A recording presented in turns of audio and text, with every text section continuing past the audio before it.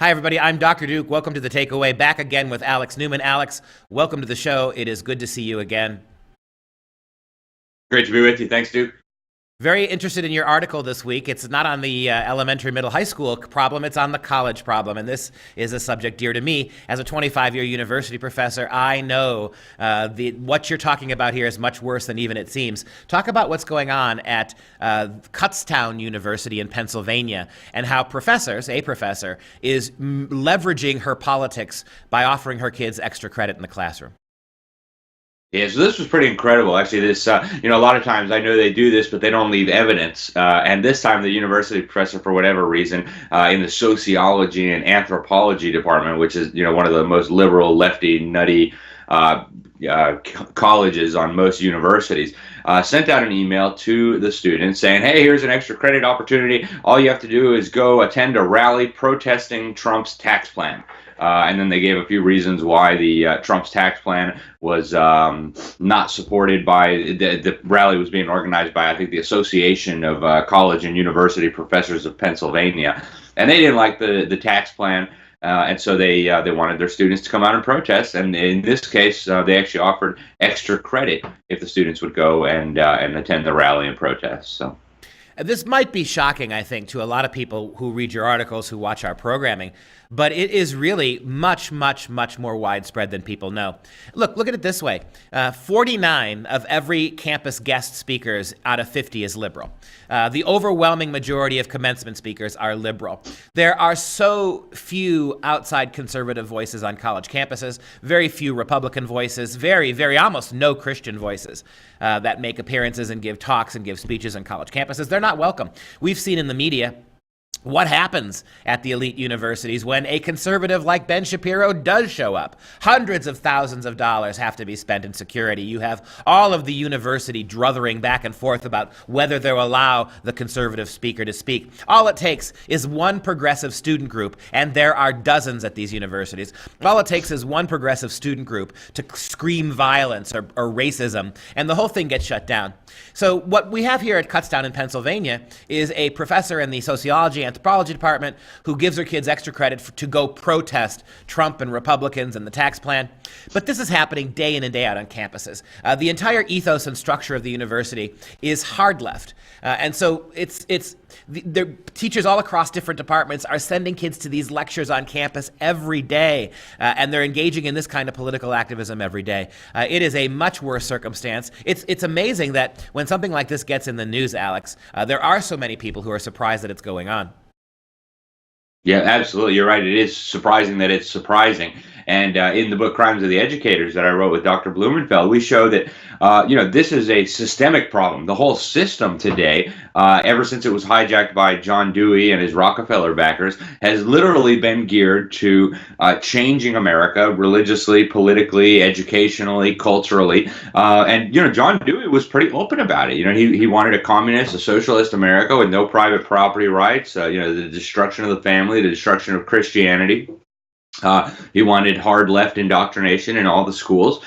He even had, this model. He wanted America to look like Looking Backward, the novel about a socialist communist America in the year 2000. And so they hijacked the school system. And the whole purpose of it now, people think they're sending their kids to school to be educated. Oh, no. That's not what the system is designed to do. The system is designed to indoctrinate the kids with the political, the religious, and the educational and the cultural views of the people who now control the system, really the descendants of John Dewey and his cabal of humanists and socialists and globalists. And that's why society looks the way it does today. That's why we have the rioters out in the streets and the collapse of understanding about the Constitution and Western history and civilization and all the rest of it. This is all by design. And what's happening in this university is just one tiny, tiny symptom of the problem. And I think that's the bigger message that people need to understand.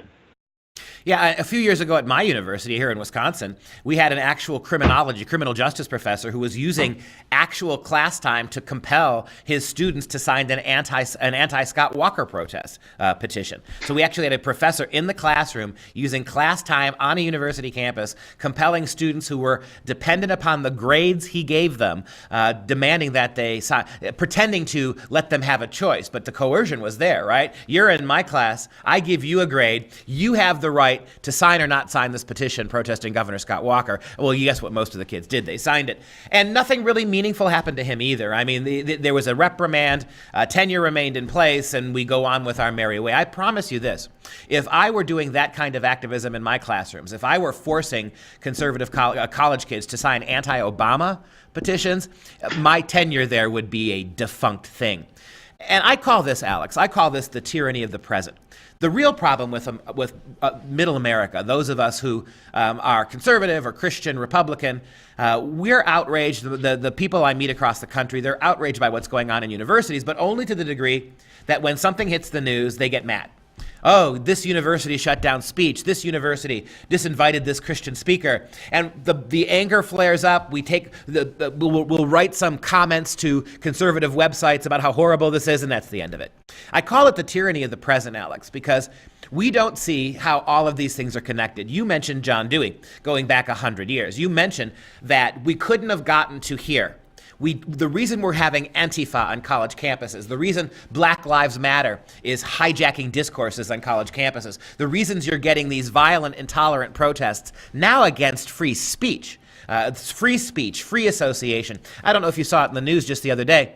At UC Berkeley, a group of conservative kids did a program honoring Kate Steinle, the California resident who was killed by an illegal immigrant who had been deported numerous times, shot dead by an illegal immigrant, and acquitted by the goofy San Francisco courts.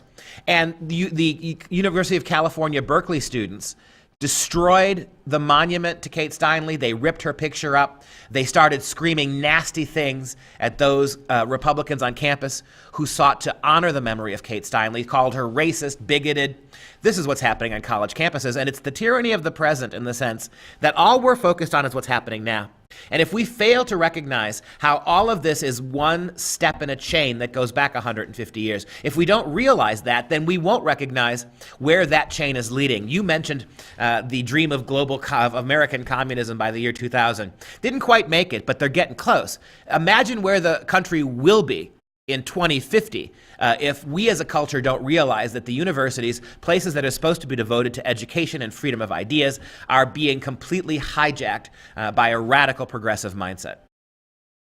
Yeah, you're absolutely right, Duke. And I mean, people need to realize how critical this is, protect their own children. You know, and in this day and age, you know, I speak to parents and to kids who are thinking about maybe going to a university. The idea that you would borrow $100,000, $200,000, $300,000 to go to one of these indoctrination centers and have your teachers, have you filling out petitions and giving you extra credit to go protest Trump tax plan, to reduce taxes and simplify the tax code. The idea that you would go into debt and spend the next 30, 40, 50 years of your life paying off that debt to be indoctrinated and brainwashed and, come out without even really prospects for a proper job. To me, that's insanity. So, there are still a lot of good colleges and universities left out there. There are still a lot of good Christian, private, independent schools, but the system itself is completely rotten, and to voluntarily subject yourself to it, in my opinion, is totally crazy. Well, and the debt that you're talking about, taking out hundreds of thousands of dollars to send your kids. In other words, we, the American family, we're paying hundreds of thousands of dollars to universities to completely undo our values, to make our kids anti-American, to turn our kids into anti-free market. We're paying the universities, and the federal government is gleefully, in the news today, the feds have collected record taxes this year, more than any other year in American history. And a lot of that money gets fed right back to the universities via these federalized student loan programs, so that the feds can take our money at exorbitant rates and use that money then to feed back into the student loan program, where kids get to go to college with loans, rack up a tremendous debt to learn that they should protest government tax plan reforms. It's a huge, vicious, ridiculous circle. And that's really a shame in all of this. But this debt that you mentioned, Alex, $1.4 trillion now in student loan debt. More than every other aspect of America, more than our collective mortgages, more than our collective credit card debt as a nation, student loan debt. This benefits, this debt, this screeching debt, and the ability of so many of our college graduates to find work. This is a good thing for the liberals, because these are the kids with $150,000 in debt and no job with a college degree. They're the ones who are desperate now, and they're the ones who will trade liberty, freedom for government control. They will want centralization. They will want to vote for leftist politicians like Bernie Sanders, who promise to waive all that debt. That's how you get government control in one generation.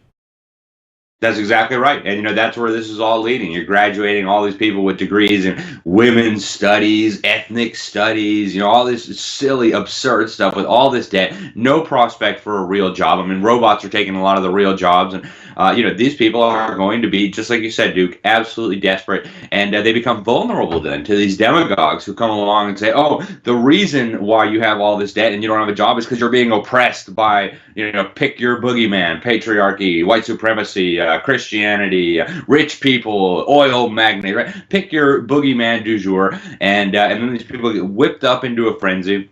And we've seen this in history over and over and over again. Unfortunately, none of these kids know any history, so they don't recognize that we've seen this before, and that we know that it always ends in tragedy. But parents, wake up.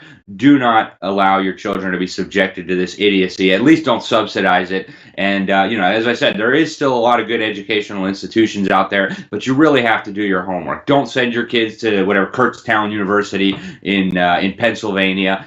Don't send your kids to a lot of the state schools. And just be very, very careful and try not to go into huge amounts of debt for it too. Again, there's a lot of good Christian universities out there still, but you got to be wise and you got to be discerning to avoid, being taken for a ride and have your children's brains turned to mush. Yeah, and websites all across the country, media all across the country are talking now about how millennials, younger generations of kids are much more accepting of socialism.